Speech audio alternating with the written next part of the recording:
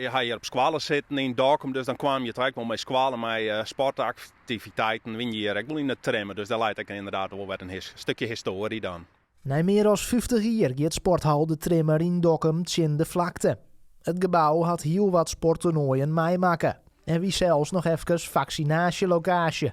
Maar nu we deze week begonnen met de sloop van de Trimmer. Er moet eerst wat handmatig al je room te maken worden, zodat ze goed bij het asbest komen kunnen, wat nog in de oude trimmer zit. Nou, als ze daar oorlog bij komen kunnen, kan dat op een veilige manier verwijderd worden. Is het hele gebouw asbestvrij, nou, dan kan de kraan erin en kan de boel platsmieten worden. Het is op. Dus je zag het er al en de scoren komen erin en op een gegeven moment is een constructie op. En als het bij de tiert waar hij was, dan mag ze afval investeren, want het is qua isolatie en niks zit erin. Eind februari moet het sloopwerk klaar wezen. De kantine bloot eerst nog bestaan. Oer een paar jaar krijgt het hele Hudravenspark een nieuwe invulling. Het moet echt een beleefpark worden. Dus de voetbalclub die blijft wel zitten, dus het hoofdveld en er komt een nieuw kunststof gasveld. Maar verder moet het echt een recreatiepark worden. De camping blijft zitten.